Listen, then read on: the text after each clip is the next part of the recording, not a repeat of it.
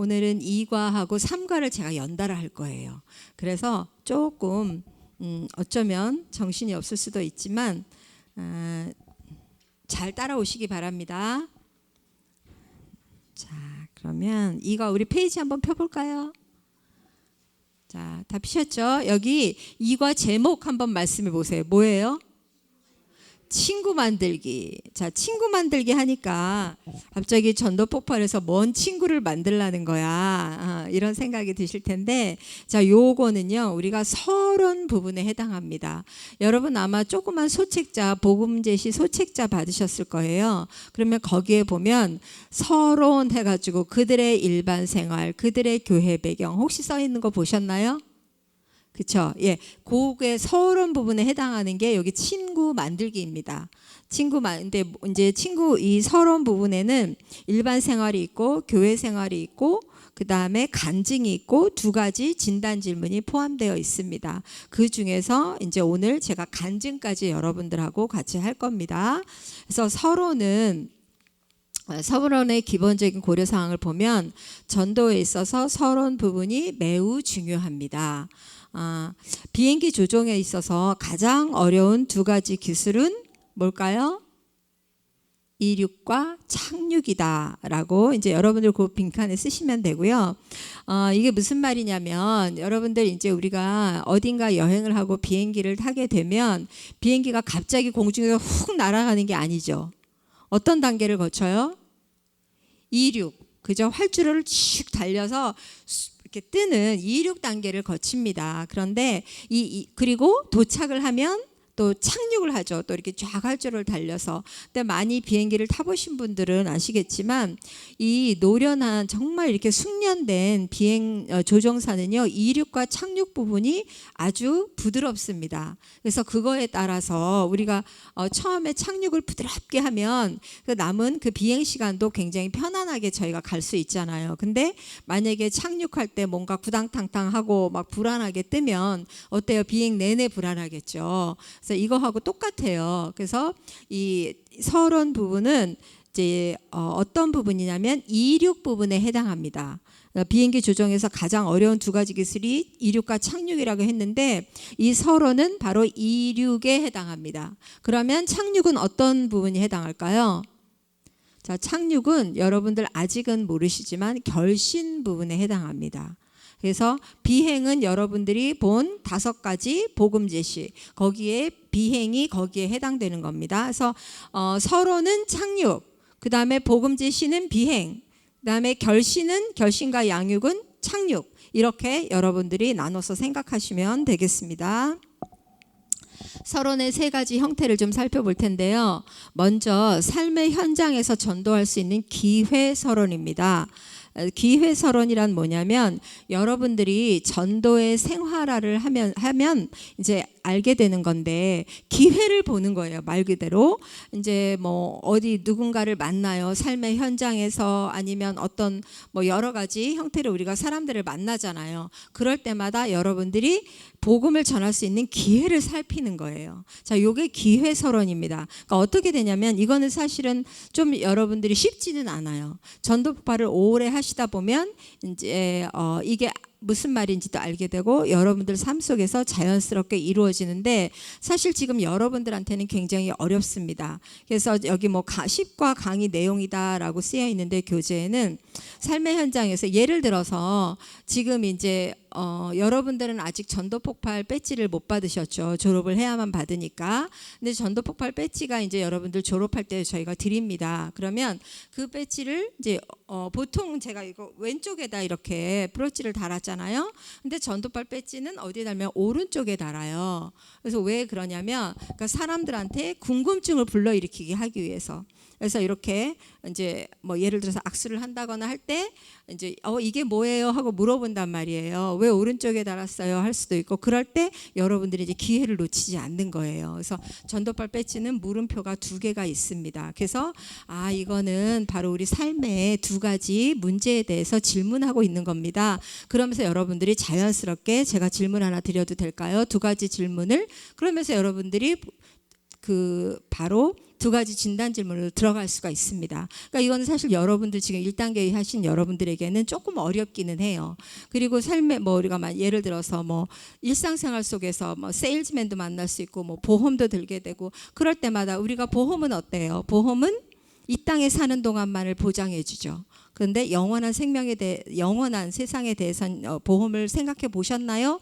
하면서 우리가 접근을 하는 거죠. 그러니까 굉장히 여러 가지 케이스가 있습니다. 그건 여러분들 교과서에 보면 있어요. 그래서 이거는 바로 기회서론, 삶의 현장에서 그리고 전도의 생활화를 이룰 때 하는 거고요. 그 다음에 질문지 서론이 있는데 이 질문지 서론은 노방 전도에서 여러분들 쓰시는 겁니다. 그래서 저희 전도 폭발은 여러분들이 흔하게 노방 전도야 라고 생각하면 우리 교회에 우리 전도지 가지고 나가서 마켓 앞에서 어디 앞에서 이렇게 나눠주는 거를 생각하시는데 전도 폭발 전도는 그렇게 하지 않습니다. 전도 폭발 전도는 질문지를 가지고 삶의 현장에서 나가서 직접 여러분들이 그 질문지를 사용해서 전도를 하시는 거예요.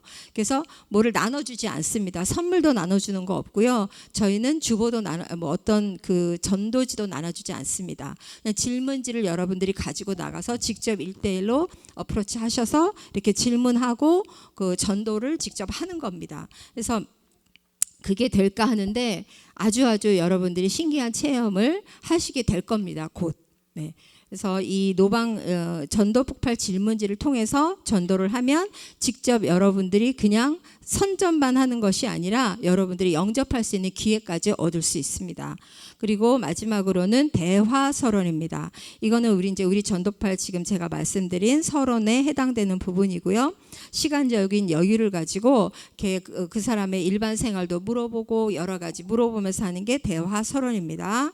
자, 그리고 세 번째 서론의 목적을 보면 우리가 서론을 하는 주된 목적은 바로 친밀감을 형성하는 데 있습니다. 전도 대상자에게 순수한 관심을 보여주고 또 여기 부분에 이제 제가 개인 간증이 해당된다고 말씀드렸어요. 그래서 개인 간증으로 영적인 삶을 구체적으로 나누는 것입니다. 그래서 우리가 서론 부분을 효과적으로 잘 진행하잖아요. 그러면 반대를 막을 수 있습니다. 이 반대가 뭐냐면은 처음부터 아무 말도 하지 마세요 이런 게 아니라 이제 우리가 계속 복음도 제시해야 되고 질문도 해야 되고 그럴 때 그 전도 대상자가 그런 질문을 왜 하세요? 이렇게 그런 종교적인 질문을 왜 하세요? 이런 거를 우리가 미리 막을 수가 있습니다.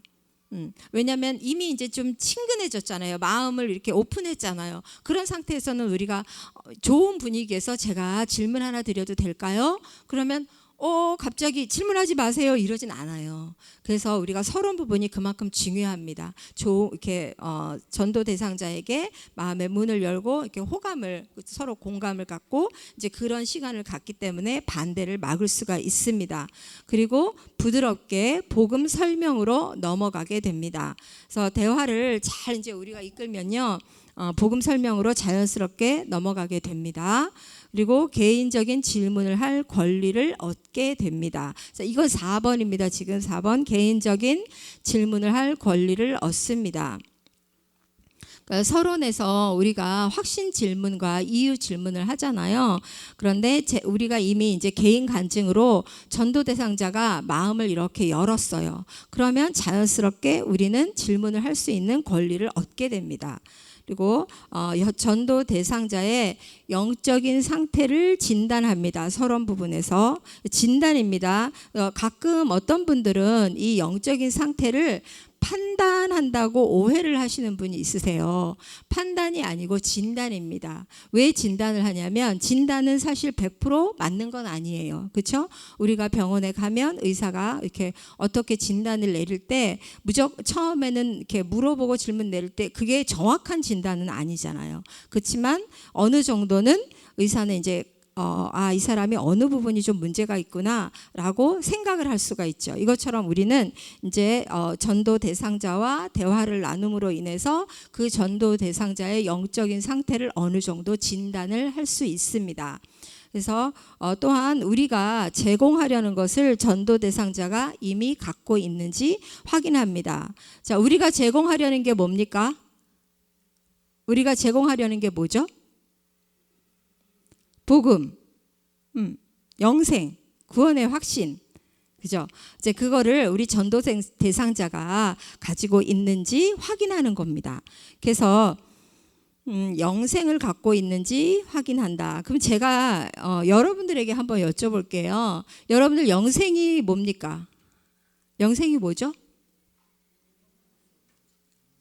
영원한 생명. 그죠? 영원한 생명. 그러면 영생은 영원한 생명인데 그러면 이거는 언제 우리가 얻는 거예요? 네? 예수님을요. 오, 우리 이번 훈련생들은 너무너무 좋으세요. 아까 정말 잘 알고 계신데 보통 영생하면 이렇게 천국을 떠올리고 천국은 우리가 죽어야만 간다. 이렇게 생각하잖아요. 그런데 그게 아니라 바로 예수님을 믿는 그 순간에 예수님의 생명이 우리 안에 들어오는 게 바로 영생입니다. 그리고 우리가 영원한 생명을 우리가 얻게 되는데 영원히 여러분들 어느 시점입니까? 제가 자꾸 질문을 해서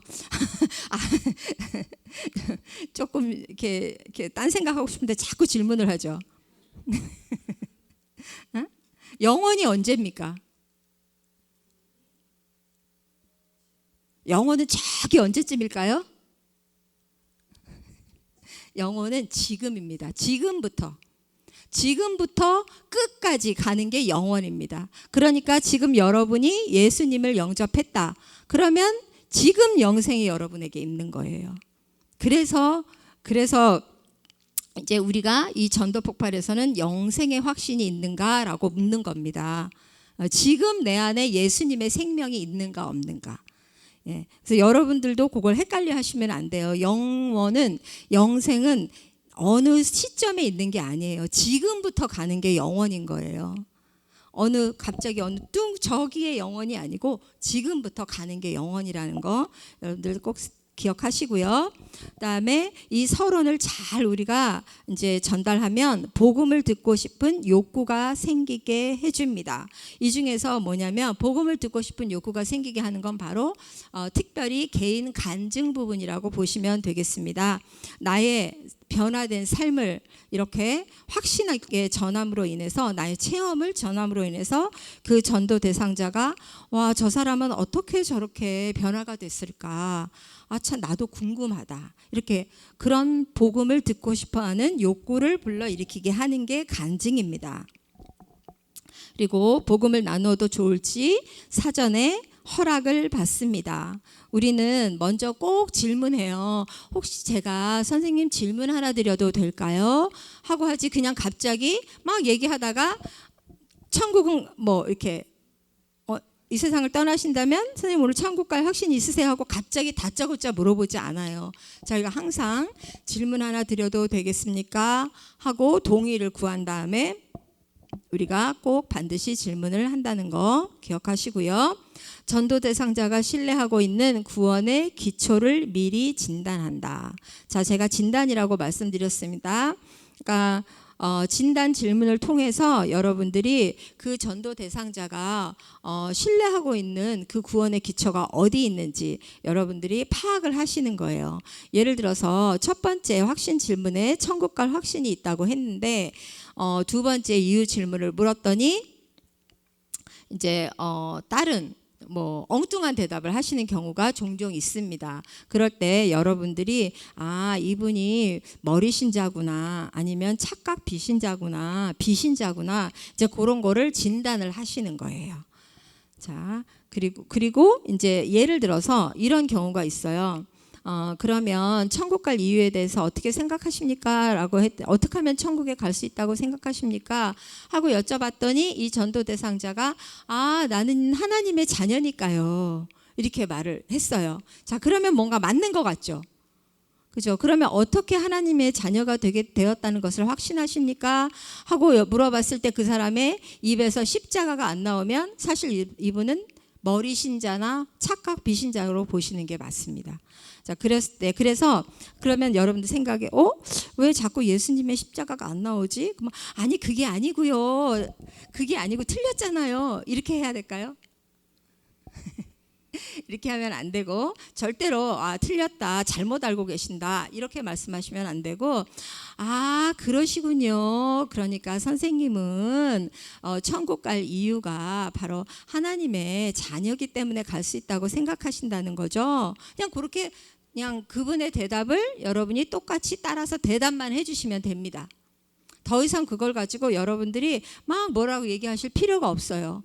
왜냐하면 우리가 뒤에 복음을 전할 거니까. 그죠? 그래서 거기에 대해서는 더 이상 아무 말도 하지 마시고 여러분들은 반복해서 확인시켜 주시고, 그런 다음에 바로 복음으로 이제 주제 전환을 거쳐서 복음으로 들어가시면 돼요. 선생님의 대답을 듣고 보니까 오늘 과연 정말 기쁜 소식을 전해드릴 수 있겠군요. 그 기쁜 소식이란 하면서 이제 여러분들이 은혜의 복음을 전하시면 되겠습니다. 자, 서론에 이제 서론에 두 단계 하고 나와 있는데, 첫 번째는 그들의 일반 생활입니다. 여러분들이 이제 전도 대상자를 만났는데, 예전에는 저희가 전도 폭발을 이렇게 OJT를 나갈 때 거의 집으로 방문을 했어요. 그래서 집으로 방문하면 이제 보통 그분이 이렇게 집 딱 들어가면 분위기를 보면 이분이 어떤 거를 선호하는지 아니면 어떤 분위기인지 대충 조금 이렇게 보여지잖아요. 그죠? 이제 그런 거를 이렇게 관찰을 하신 다음에 그걸 가지고 질문을 하는 거예요.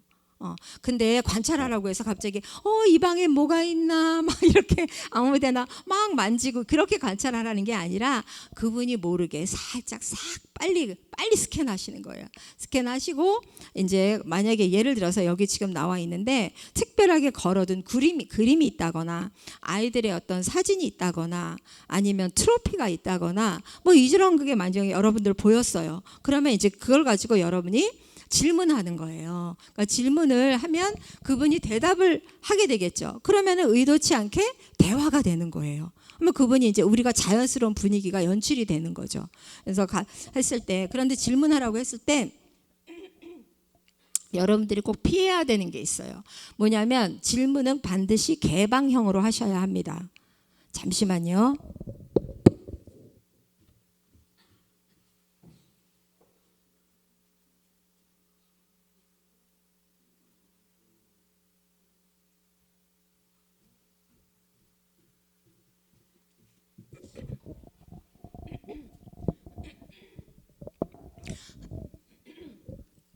이게 무슨 말이냐면, 그 질문에는요 폐쇄형 질문과 개방형 질문이 있습니다. 폐쇄형 질문은 뭐냐면 우리가 질문을 했을 때 예, 아니요 두 가지로 나오는 건 폐쇄형 질문이에요. 예를 들어서 딱 집을 갔어요. 그랬더니 화초가 되게 많아요. 예쁜 게 너무 이렇게 잘 갖고 놓으셨어요. 그랬을 때 어머, 화초가 참 많으시네요. 화초 갖고 오는 게 취미신가 봐요. 그러면 그분이 뭐라고 대답할까요? 네. 그 다음에 대화가 끊어지잖아요. 이런 질문은 별로 좋은 질문이 아니에요. 이거는 폐쇄형 질문입니다. 그러니까 개방형 질문은 우리가 이유를 물어보고 그분이 대답할 수 있게 만드는 게 개방형 질문이에요. 아니면 예를 들어서 뭐 이제 화초 얘기를 했으니까 어머 이거는 이름이 뭐예요? 이거는 어떻게 키우시게 되셨어요? 그러면 그분이 자기의 잘하는 부분을 물어봤으니까 얼마나 신나게 대답하겠습니까? 그렇죠? 그래서 그러면서 이제 그 질문을 듣고 여러분들이 잘 질문하고 대답을 듣고 칭찬해 주시는 거예요. 자, 요게 바로 관찰한다, 질문한다, 경청한다, 칭찬한다. 요 네 가지입니다. 그래서 우리가 보통 모든 사람들을 만났을 때 요거를 잘 지키면 굉장히 좋은 관계를 우리가 유지할 수 있습니다. 관찰하고 질문하고. 근데 질문했어요. 그분이 대답할 때 여러분들 경청해야 되잖아요. 질문을 해놓고 저 사람이 대답하면 나는 이걸 대답해야지 하고 딱 내가 말할 준비를 하고 있으면 그건 잘 경청하는 게 아니에요. 경청하는 건 그대로 들어주고 내가 그 상대방의 말을 정말 존중해서 듣고 있다는 것을 표해 주시는 거예요. 고개도 끄덕이시고 네 그러시군요 하고 대답도 해주고. 질문해 놓고 딴 생각하고 딴짓하면 안 되잖아요. 그죠? 그러면 정말 기분 나쁘죠.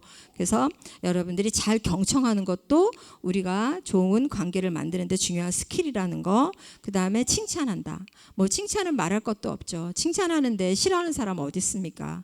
근데 가끔 칭찬해도 싫어하던데요 뭐 그런 것도 있는데, 있는데 그거는 너무 뭐랄까 비아냥되듯이 칭찬했을 때 그런 거지 정말 진심으로 칭찬하는데 싫어하는 사람 없습니다. 그래서 여러분들이 이제 한 가지 주제를 가지고 그분에게 질문을 하셨다면 잘 들어주시고 또 그걸 가지고 칭찬해 주시고 그렇게 해서 전도 대상자의 마음을 우리가 오픈을 하는 겁니다. 자, 그리고 두 번째 이제 종교 배경을 우리가 물어봐요. 선생님은 어떻게 교회를 다니셨나요? 아니면 어떤 종교를 가지고 계시나요? 라고 이렇게 물어볼 수 있잖아요. 그죠? 그랬는데 아니면 여러분들이 이미 사실은 그분을 만나러 갈 때 어느 정도 정보가 있잖아요. 아, 이분이 예를 들어서 천주교다. 뭐 이런 아니면은 뭐 불교다 아니면 무교다 뭐 이제 이런 어느 정도 이렇게 정보를 가지고 가실 거란 말이에요. 아니면 기독교일 수도 있고 근데 다른 이제 교회를 다니시는 분일 수도 있고 근데 여러분들이 하여튼 그분을 만났을 때 종교에 대해서 물어봤을 때 이제 예를 들어서 만약에 천주교라고 했어요. 아, 나는 성당에 다닙니다. 그래서 아, 그러시군요. 그러면은 어떻게 매주 이렇게 또 미사를 드리시나요? 하면서 이렇게 전도 대상자의 신앙 배경과 열심도를 알아보시는 거예요. 예, 1번은 열심도를 알아보는 겁니다. 그래서 그분이 이제 어떤 대답을 했을 때 그분이 가진 종교에 대해서 여러분들은 절대 비판하시면 안 됩니다. 상대방의 그 사람은 지금 그걸 믿고 있는데 그걸 가지고 여러분들이 비판을 하면 얼마나 그분이 기분이 안 좋으시겠어요. 그러면 우리는 복음 못 전해요. 예, 그래서 절대 비판하지 마시고 그래서 만약에 뭐 천주교다 불교다 그러면 아 그러시군요. 얼마나 이렇게 자주 이렇게 또 신앙생활에 열심히 이렇게 뭐 시간을 내십니까? 그래서 그분의 열심도도 슬쩍 물어보고 아, 네 좋은 그런 어떻게 습관을 갖고 계시네요 하고 칭찬해 주시고 그런데 저는 예수님을 믿습니다 하면서 그냥 여러분의 종교를 그냥 말씀드리면 돼요. 거기에 대해서 일절 비판도 하지 마시고 어떤 뭐 평가도 하실 필요가 없어요. 네. 뭐 이렇게 같이 뭐 이렇게 논쟁을 하실 필요도 없고요. 그래서 아 그러시군요. 그런데 저는 예수님을 믿습니다. 그러면 그분이 내가 믿는 거에 대해서 뭐라고 말할 수 없잖아요. 예, 그렇게 해서 부드럽게 여러분들이 이제 좀 그분과의 관계를 만들어 주셔야 돼요. 그리고 만약에 이제 기독교예요. 교회를 다니시는 분이라고 하면 정말로 거듭난 그리스도인인지 그리고 정말 열심히 항상 주일 성수하시는 분인지 아니면은 그냥 뭐 왔다 갔다 나는 교제 위해서 교회 나가요. 여기 미국 오니까 사람 만나려면 교회 가야 되더라고요. 이런 말 하시는 분들 가끔 있어요. 이제 그런 분이신지 뭐 형식적인 그리스도인인지 여러분들이 이제 그 서론 부분을 통해서 파악할 수가 있습니다. 네, 그래서 그렇게 파악을 하시면 되겠습니다. 자, 이게 이제 서론 부분이에요. 그러니까 서론 부분에 바로 그들의 일반 생활, 그들의 종교 배경을 알아본 겁니다. 여기까지가 저희가 친구 만들기인데 친구 만들기에서 가장 중요한 건 우리가 지금 공부하려고 뭐 외우고 그러는 부분이 아니에요. 단지 여러분들이 이제 자연스럽게 익히셔야 되는 거예요. OJT 현장에서 전도 대상자를 만났을 때 자연스럽게 그냥 우리가 일반적으로 말할 수 있잖아요. 근데 너무 신기한 건 그냥 앉아서 막 얘기할 땐 잘하는데 OJT 현장에 나가서 말하라 그러면 갑자기 굳어가지고 무슨 말을 시작해야 될까? 네, 그러시더라고요. 그냥 평상시에는 막 차 갖고도 뭐 커피 갖고도 얘기하고 막 하실 수 있는 분들이 OJT 현장이라고 하고 딱 만나면 일반 생활도 못 물어보세요. 아직 잘 실감이 안 나시죠? 제가 하는 말이. 근데 여러분들 OJT 현장 가면 아, 이민 목사가 이걸 얘기한 거구나 라는 걸 왜 그런지 아세요? 왜냐하면 복음 전해야 되는 생각이 머릿속에 가득 차서 이게 굳어가지고 그냥 자연스럽게 교제도 안 돼요. 이 복음 제시 때문에. 그래서 이제 여러분들이 아마 계속 뼈저리게 이제 느끼시는 부분일 텐데 그래서 일반 생활도 여러분들 외우셔야 돼요. 훈련하셔야 돼요. 어쩔 수가 없이 자연스럽게 하고 싶은데 이 복음 제시 때문에 자연스럽게 안 돼요. 그러니까 자연스럽게 여러분들이 공식을 몇 가지 외워서 그걸 이렇게 적용을 하시기 바랍니다. 네, 자 우리 페이지를 좀 넘겨볼게요. 제가 간증으로 넘어가야 돼서 여기 방문 전도를 위한 유의사항이 있는데 이거는 그냥 읽어보세요. 제가 강의를 할 내용은 아닙니다. 읽어보시고 그리고 이 부분은 훈련자가 여러분들에게 계속 얘기하실 거예요. 그래서 제가 저까지 굳이 이 시간에 하지 않아도 될 것 같습니다. 자, 맨 뒤에 보면은 우리 2과 맨 뒤에 보면 전도는 삼자 간의 대화이다 라고 쓰여 있습니다.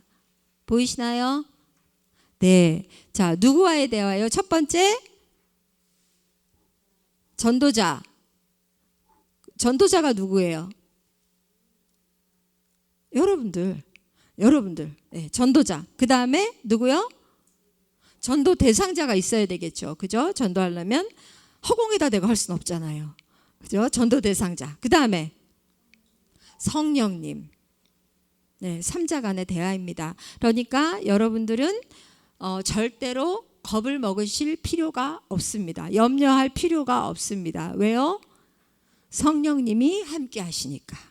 네, 그러니까 여러분들은 이제 전도는 나 혼자 하는 게 아니다라는 것을 믿으시고 담대함으로 하시기 바랍니다. 아멘.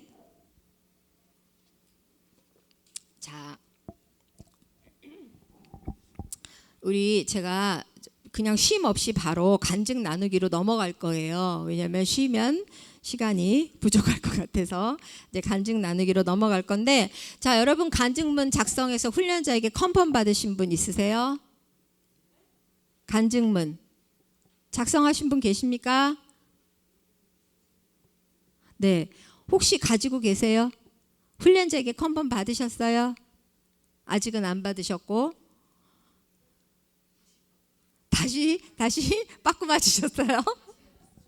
네, 자, 그러면 혹시 지금 가지고 계신 분 저에게 좀 주시겠습니까?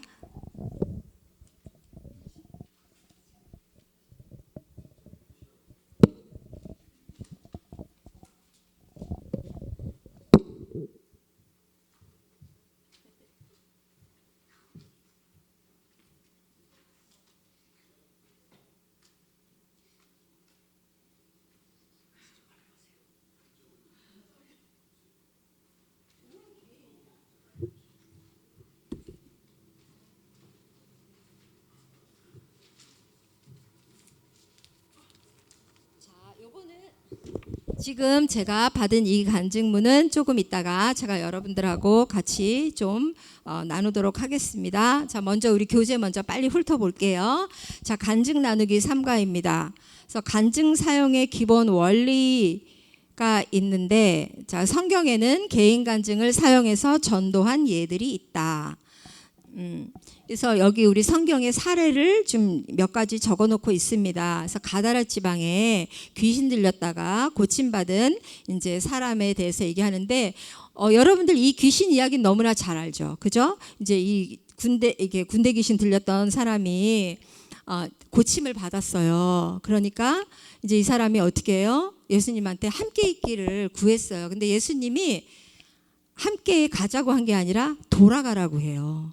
집으로 가서 내가 어떻게 고침을 받았는지 마을 사람들에게 전하라 그래요. 그래서 이 귀신 들렸다 고침받은 자가 마을로 가서 멀쩡한 모습으로 내가 어떻게, 예수님이 나에게 어떻게 역사하셨는지 막 얘기를 했어요. 이게 간증이에요.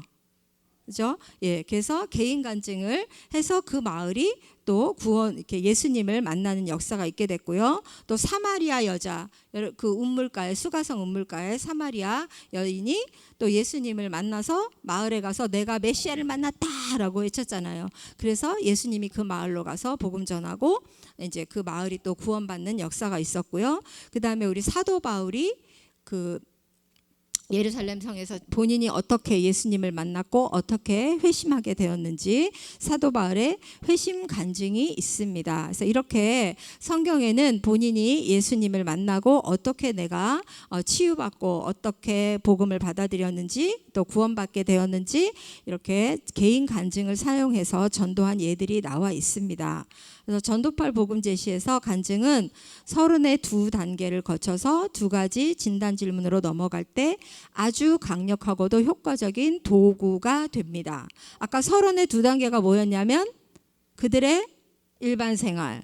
자, 요거 여러분들 시험에 이대로 나와요. 여러분들 맨 마지막에 시험 볼 때 이대로 순서대로 말씀하셔야 돼요. 그들의 일반 생활, 그들의 종교 배경. 이게 서론의 두 단계입니다. 그래서 이 두 단계를 이제 거쳐서 여러분들이 진단 질문으로 넘어갈 때 이제 이 개인 간증을 사용하시는 거예요. 그래서 아주 강력하고 효과적인 도구가 됩니다. 전도팔 사역에서 사용하는 간증은 네 가지 형태가 있습니다. 첫 번째, 교회 간증입니다.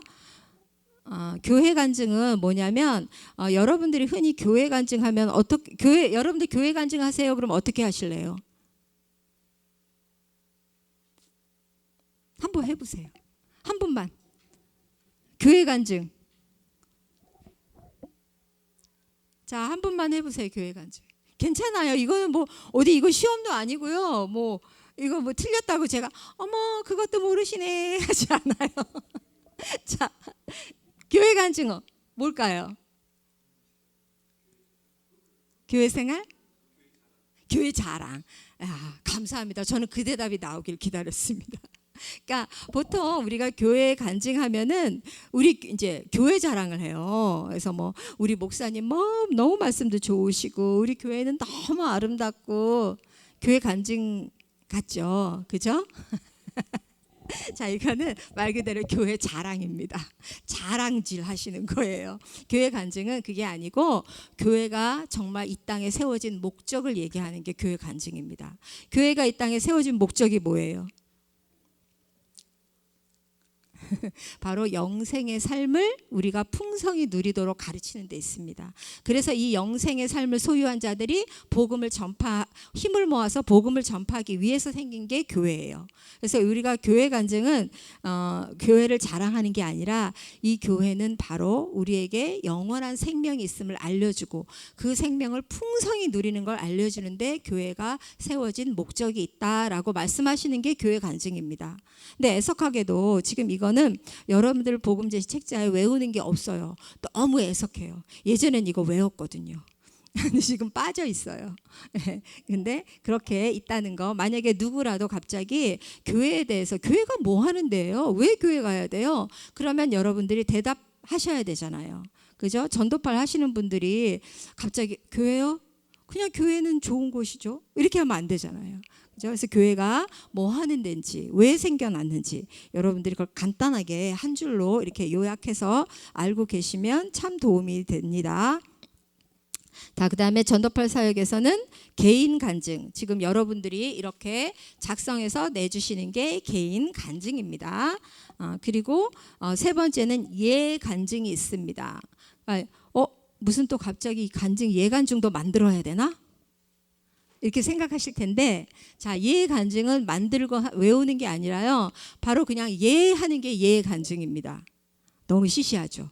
처음에 지난번에 우리 여기 시범하는 거 보셨죠? 그랬을 때 우리 여기 남자 집사님께서 송창희 집사님께서 다른 팀 2명에게 어떠세요? 우리 집사님도 이렇게 구원의 확신을 가지고 계시죠? 하고 물어봤을 때 예 하고 대답하는 게 예 간증이에요. 네, 그래서 이거는 그냥 뭐 외울 게 없습니다. 예입니다. 예. 그다음에 마지막 네 번째는 모집 간증입니다. 이 모집 간증은 여러분들이 이제 나중에 여러분들 같이 이제 훈련이 다 마치신 다음에 또 여러분 같이 훈련 받을 사람을 모집해야 되잖아요. 그럴 때 만드는 게 모집 간증입니다. 그래서 모집 간증은 따로 예전에는 저희가 모집 간증도 다 써서 내게 했는데 언제부턴지 이제 그게 생략이 됐더라고요. 그래서 국장님 다시 부활시킬까요? 모집 간증? 네, 모집 간증은 뭐냐면은 처음에 내가 전도폭발에 와서 정말 억지로 왔고 뭐 여러분들 다 동기가 있으실 거 아니에요. 그리고 뭐 좋아서 왔을 수도 있지만 하여튼간 하다 보니까 너무 힘들고 이제 그런 게 이제 처음에 그래요. 그러다가 내가 이제 전도 이 전도 훈련을 받다가 어떠한 사람을 만났고 어떻게 됐고, 그래서 여러분들이 은혜 받으셨던 한 대목을 넣으시는 거예요.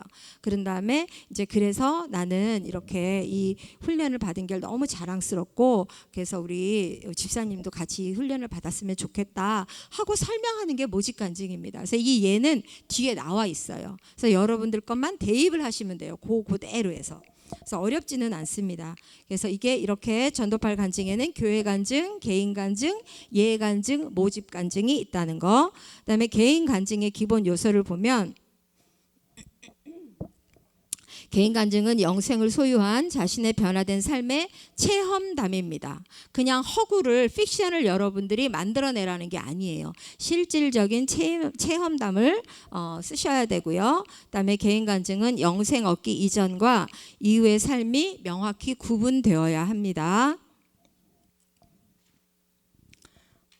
전도팔 개인 간증에서 영생을 얻었다라는 말은 다음과 같은 의미가 있다.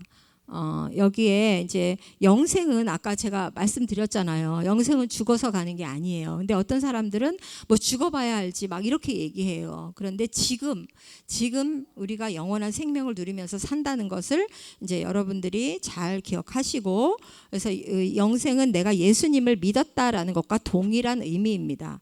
그런데 이제 간증문에서 여러 가지 막 표현을 쓰면 정신이 없잖아요. 그래서 우리는 전도팔은 한 가지로 통일을 해요. 영생을 얻었다. 영생을 얻기 이전에 이제 그게 사실 어떻게 보면 내가 예수님을 믿고 구원을 받은 신자가 됐다라는 의미입니다. 그 속에 그 의미는.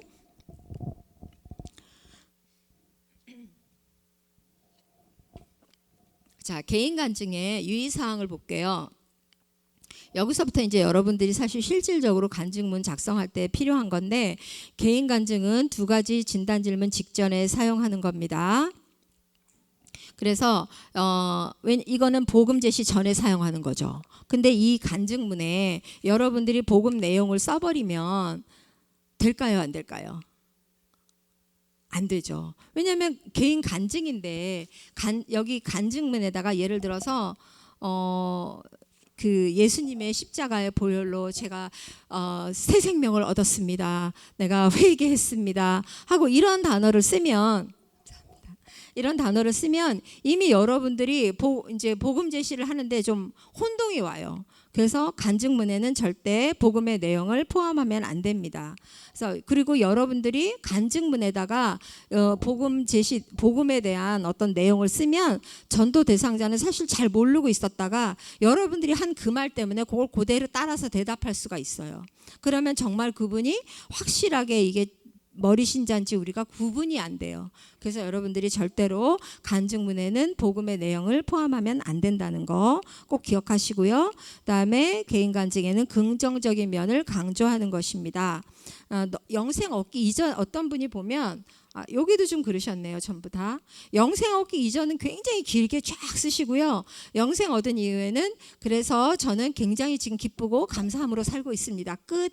이렇게 굉장히 그러니까 용두사미가 되는 이제 그런 걸 많이 보는데, 간증은 영생 얻기 이전은 좀 짤막하게 한 문장만 쓰셔도 돼요. 이제 그 왜 내가 그런 뭐 죽음의 두려움이 있었는지, 아니면 왜 내가 항상 염려가 있었는지, 왜 내가 이렇게 분노를 하고 있었는지, 거기에 대한 짧게 하나만 쓰시고, 그 다음에 영생을 얻게 되었습니다. 영생을 얻은 이후에 저는 어떻게 변화가 되었습니다. 그래서 내가 그렇게 어떻게 변화가 되었는지 그거를 확신하는 사건을 하나만 쓰시면 되는 거예요. 구체적으로. 그 대신 그냥 뭉뚱그려서 쓰시지 마시고. 그래서 그리고 간증은 전도 대상자와 일치시켜야 합니다. 네, 전도 대상자가 당신의 삶의 변화에 호기심을 가지도록 하시고 또 공감대를 형성하도록 하는 겁니다. 영생 얻기 이전과 이후 삶의 구체적인 예를 드셔야 합니다. 그냥 뭉뚱그려서 하시면 안 되고요. 구체적으로 쓰셔야 되고요. 그리고 일반 사람들에게는 별로 의미가 없는 교회 용어와 신학 용어를 피하라. 이거 제가 처음 그 오리엔테이션 할 때 말씀드렸는데 기억나시나요? 예, 우리가 만나는 전도 대상자가 전혀 교회를 안 다니신 분들은 사실 우리가 예를 들어서 여기 지금 나와 있죠. 중생을 했습니다. 영광 할렐루야 성령을 받았습니다. 이 말이 우리 불신자들에게는 처음 외계어예요. 외계어. 처음 들어보는 단어이고 예, 여러분들이 다 교회를 아주 어렸을 때부터 다니셨다면 모르시겠지만 예를 한번 생각해 보세요. 내가 이제 이후에 나이가 들어서 내가 예수님을 믿게 되었다 했을 때 여러분들이 그냥 일반 생활을 하셨을 때 이런 교회 용어가 여러분들에게 들려졌을 때 어떤 느낌이었을까? 굉장히 이상해요. 그러면은 이제 전도 대상자는 이 사람은 나하고 얘기를 하고 싶다는 거야, 말고 싶다는 거야. 이제 이렇게 된단 말이에요. 그래서 간증에는 절대로 교회에 우리가 이렇게 자주 쓰는 용어는 쓰시면 안 됩니다. 우리끼리 믿는 사람들끼리는 우리는 말끝마다 할렐루야, 은혜 받으세요. 막 우리 이렇게 다 얘기하잖아요. 그죠? 축복합니다. 얼마나 그런 얘기 얼마나 우리 자연스럽게 해요. 그죠? 예, 그런데 이런 단어가 믿지 않는 사람들에게는 굉장히 거부감을 주는 단어일 수도 있습니다. 그래서 이런 단어는 여러분들이 절대로 간증문에서 쓰시면 안 되겠습니다. 그리고 또 쓰면 안 되는 거 제가 지난번에 말씀드렸는데 우리 교회 행사, 프로그램 그런 거 쓰시면 안 돼요. 뭐 내가 부흥회 때 내가 성령님을 만났습니다. 뭐 아니면 제가 TD에 가서 큰 은혜를 받았습니다. 뭐 이런 거 쓰시는 분들 종종 있으세요. 근데 그런 TD가 뭔지, 부흥회가 뭔지, 성령이 뭔지 모르는 분에게 우리가 그런 얘기를 해봤자 이제 오히려 거리감만 더 만들어 주는 거기 때문에 교회의 어떤 행사라든가 우리 교회 프로그램도 작성하지 않습니다. 그리고 개인 간증은 3분 정도가 적당합니다. 너무 길어지면 저희가 사실 복음 제시하는 시간이 길어지기 때문에 이렇게 집중력이 떨어질 수 있어요. 전도 대상자에. 그래서 여러분들 절대로 길게 3분 넘기지 마시기 바랍니다. 2분도 괜찮습니다. 그리고 개인 간증은 바울 형과 디모데 형이 있다고 제가 다 그때 말씀드렸던 것 같고요. 그래서 바울 형은 영생 얻기 이전과 이후를 확연히 구분되도록 상반된 개념을 선정하시는 겁니다. 그리고 디모데 형은 영생의 삶을 소유한 삶을 살아갈 때 그 영생을 갖고 있기 때문에 어떻게 내가 긍정적으로 살고 있는지 긍정적인 부분만 잘 정리하시면 되겠습니다. 그래서 여기서 상반된 개념이 있는데요. 여러분들이 간증문 작성하실 때 조금 도움이 되시라고 여기 써 있는 거예요. 예를 들어서 영생 얻기 이전에 나는 죽음의 공포가 있었습니다. 그런데 영생을 얻은 이후에 저는 영생의 확신을 가짐으로 마음에 평강이 임했습니다. 이렇게 상반된 개념을 써주시면 돼요. 그리고 저는 영생을 얻기 이전에 저는 늘 걱정이 많은 사람이었습니다. 근데 영생을 얻은 이후에 저는 마음의 평화를 얻었고 잦은 근심이 사라졌습니다. 이렇게 상반된 개념으로 여러분들이 작성을 하시면 됩니다. 쭉 여기 표가 있어요. 굉장히 뒤에 보면 뒷페이지까지 보면 아주 디테일하게 굉장히 예가 많습니다. 아마 여기에 다 해당되시는 부분이 한두 개는 다 있으실 거예요. 그래서 요거를 골라서 하시면 되는데 개념을 하나만 잡으시고 그러면 나중에 영생을 얻은 이후에 그런 답변도 하나만 하셔야지 처음에 나는 죽음에 대한 두려움이 있었습니다. 그리고 영생을 얻은 이후에는 막 여러 가지를 막 쓰시는 경우가 있어요. 내가 예전에 굉장히 이기적이었는데 이렇게 한 거, 이런 걸 쓰시는 분이 있어요. 이러면 이제 저희가 이렇게 좀 일관성이 없어져요. 그리고 길어져요. 간증이. 그래서 한 가지 딱 하나만 주제를 잡아서 하시면 된다는 거. 자, 다시 또 나옵니다. 보면 개인 간증에서 피해야 할 문구나 용어 쭉 있습니다. 이거 여러분들 읽어보시고 간증문 쓰실 때 내가 이 단어를 썼는지 안 썼는지 한번 보시기 바랍니다.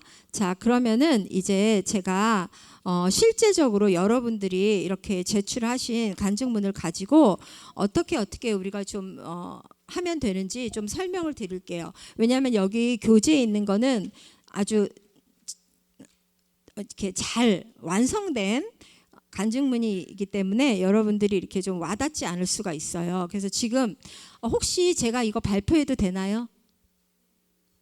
괜찮은가요? 너무 은밀한데 그거 하시면 안 됩니다 하면 제가 안 하겠습니다. 자, 그러면 제가 여기 지금 메뉴에 김정은 집사님가 있는데, 자, 그러면 자, 이제 여러분들이 뭘 하시냐면 크리틱을 하시는 거예요.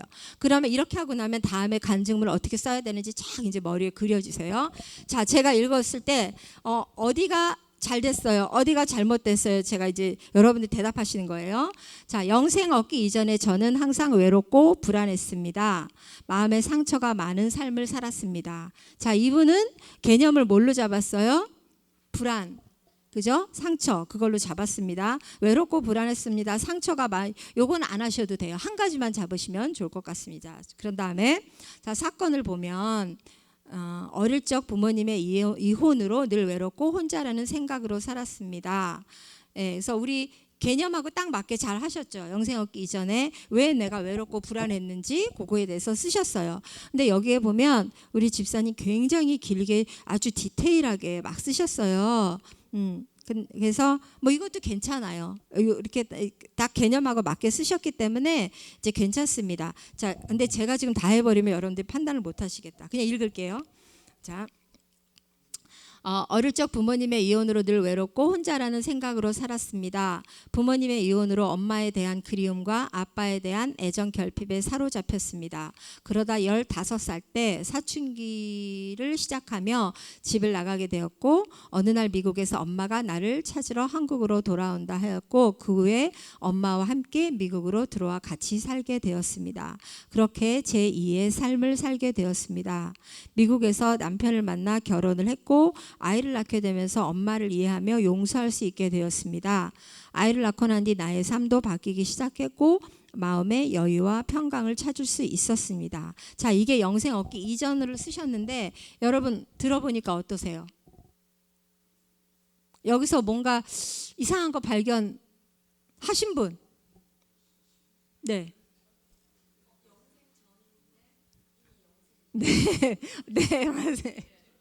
맞습니다. 자, 이렇게 예를 들으니까 여러분들 쏙쏙 와닿죠. 자, 그럼 지금 우리 김정은 집사님 어디까지 쓰시면 되냐면, 그렇게 제2의 미국에 들어와서 살게 되었습니다 까지만 하셔도 돼요. 더 이상 안 하셔도 돼요.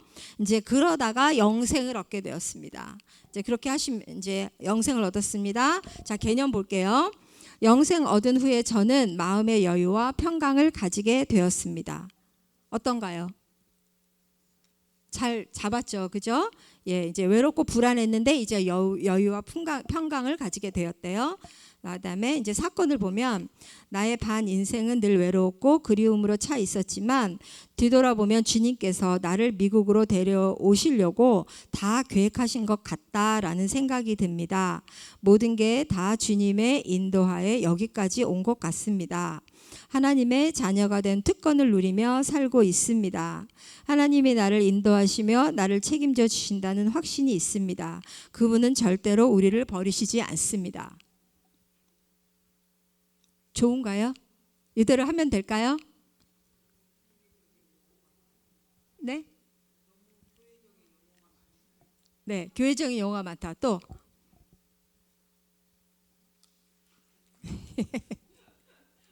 자, 제가 말씀드릴게요. 자, 여기에 영생 얻기 이전에 저는 외롭고 불안했다고 했어요. 그런데 영생 얻은 후에 마음의 여유와 평강을 갖게 됐다고 했어요.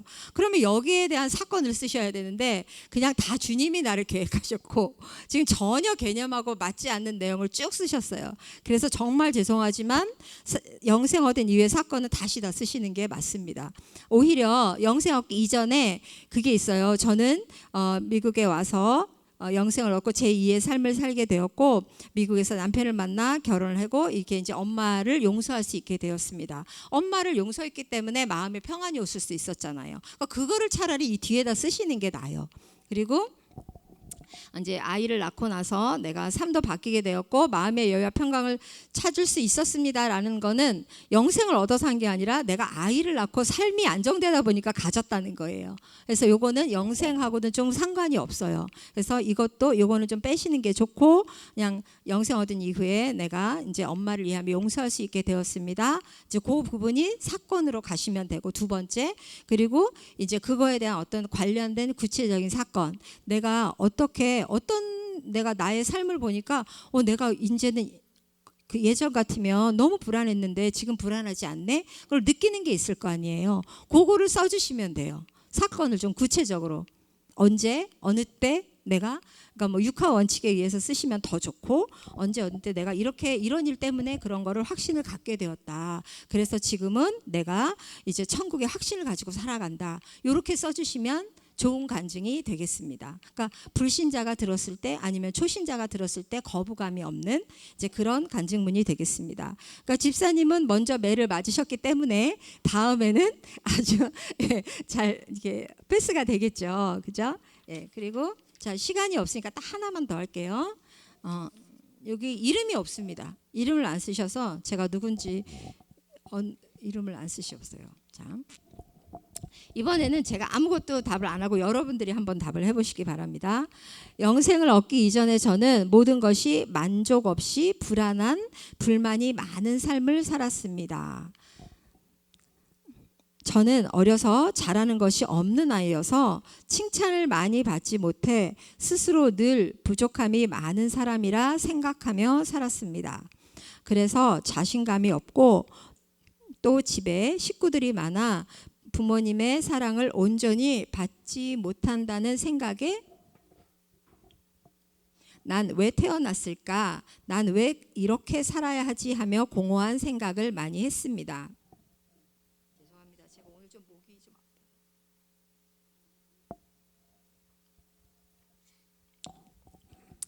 남들이 볼 때는 가족도 친구도 사회생활도 잘해 나가는 평범한 삶을 사는 것처럼 보여지지만 제 마음은 외롭고 불안하고 불만이 많았습니다. 그러다 남편의 권유로 교회를 다니게 되었고 다니면서도 매주 귀찮다는 생각으로 그래도 꾸역꾸역 몇 년을 다녔습니다. 그러나 가랑비에 옷 젖는다고 어느 순간 하나님의 따스한 사랑을 느끼게 되었습니다. 그러다가 영생을 얻었습니다. 영생 얻은 이후에 저는 천국에 가서 살 수 있다는 믿음과 감사함의 생활을 하게 되었습니다. 미국에 일가 친척 없이 혼자 와서 남편을 만나고 아이를 낳고 한 가정을 이룸에도 뭔가 설명할 수 없는 공허함과 불안함은 예전 가정을 이루기 전 저의 마음이 그대로 남아 있었습니다. 그러나 교회를 다니며 하나님의 깊으신 사랑을 느끼며 그동안 갖고 있던 나쁜 마음의 자리에 감사함과 기쁨이 채워지기 시작했습니다. 그로 인해 지금은 긍정적인 생각과 감사함을 갖고 생활을 하고 사는 것이 기쁨이라 생각이 많이 듭니다. 자, 이제 여러분들 차례. 제가 목 아프게 읽었잖아요. 자, 이제 여러분. 아까 개념이 뭐였죠? 만족이 없었고 불안하고 불만이 많았대요. 그러다가 이제 그 이후의 개념은 천국에 가서 살 수 있다는 믿음과 감사함을 갖게 되었대요. 자, 어때요? 개념을 잘 잡았을까요? 헬로. 좀 해주세요.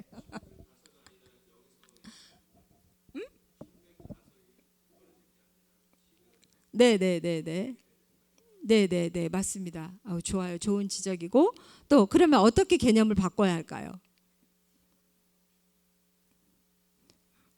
어떻게 개념을 바꿔야 할까요? 우리 집사님은 간증문을 미리 내는 바람에 지금 여러분들이 작성을 해주고 계십니다. 자, 어떻게 잡아야 할까요? 아까 불만족하고 만족 없는 삶을 살았다고 했거든요. 자, 그럼 어떻게? 자, 우리 여기 빨리 여기 책에 뭐 얘가 있습니다. 여기 불만 만족함 개념이 이렇게 딱 나와 있습니다. 자, 한번 여러분들이 말을 만들어 보세요. 그럼 영생 얻은 이후에 저는 모든 삶에 만족함을 얻게 되었습니다. 너무 어렵게 생각하지 마세요. 자, 우리 이거 내신 집사님 누구세요? 성함이 송은희 집사님. 집사님은 진짜 땡 잡으셨어요. 다 해주잖아요.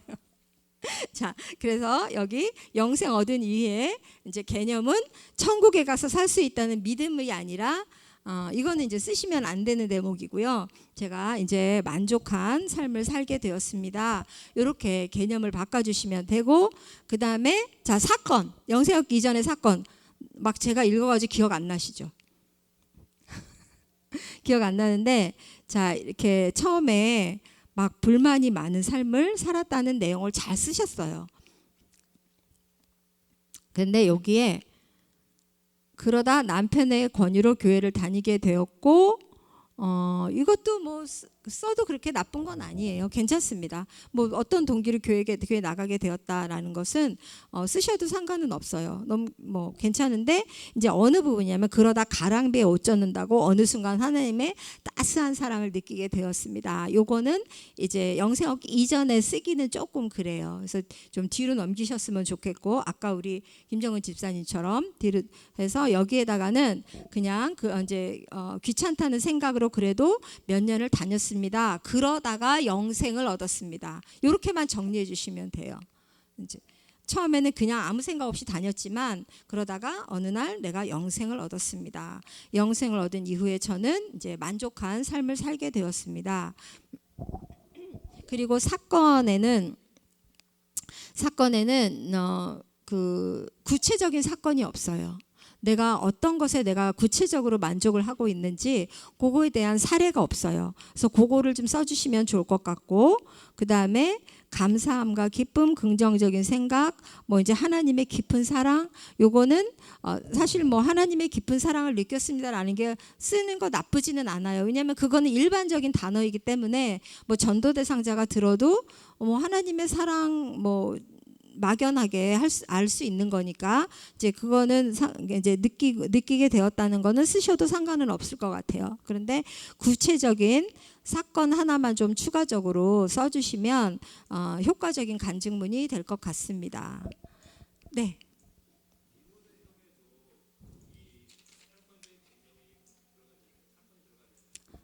아니요. 디모데형에는 상반된 개념을 굳이 안 쓰셔도 됩니다. 이제 만약에 내가 상반된 개념을 꼭 쓰고 싶으면 바울형으로 쓰시는 게 맞고요. 디모데형은 어떻게 쓰시냐면 그냥 내가 여기 이제 그 얘가 여기도 있을 건데 얘 있습니다. 그러니까 저는 제가 영생을 얻고 산다는 게 얼마나 기쁜지 모릅니다 하면서 영생의 유익에 대해서 쓰시면 돼요. 이전에는 굳이 쓰실 필요가 없습니다. 왜냐하면 저는 영생의 확신이 있기 때문에 이 세상에서 살아가는 동안에도 저는 아무런 걱정 없이 염려 없이 살아가기 때문이죠 하면서 그냥, 근데 그럼에도 불구하고 우리가 살다 보면 문제가 생겨요, 안 생겨요? 그렇죠, 생기잖아요. 내가 영생의 확신을 잊고 예수님을 믿는다고 해서 우리가 사건 사고가 안 생깁니까? 생겨요. 그러니까 나는 항상 그렇게 살고 있지만 어떤 사고가 있었다는 거예요. 그랬는데 똑같은 사고지만 내가 영생의 확신이 있기 때문에 나는 그 사건을 어떻게 잘 넘길 수 있었는지 그거를 써주시면 되는 거죠. 네. 이해가 되시죠? 네. 오늘 이렇게 좀 한번 써보고 1차적으로 한번 써보고 제가 이렇게 설명을 드리니까 다음 주에는 간증은 모두 다 써낼 수 있을 것 같죠? 네, 다 써내실 줄로 믿습니다. 혹시 제가 지금 시간이 그래서 다 3장을 못 읽었어요. 우리 내주신 여기 김혜경 집사님 거는 제가 혼자 조용히 읽고 좀 표시 좀 해드리겠습니다. 왜냐하면 앞에서 하면 시간이 너무 약속한 시간이 지나서요. 자, 제가 그냥 지금 아직 훈련자분들 안 들어오셨으니까 제가 수업은 여기까지 마치고요. 혹시 질문 받겠습니다. 오실 때까지. 네.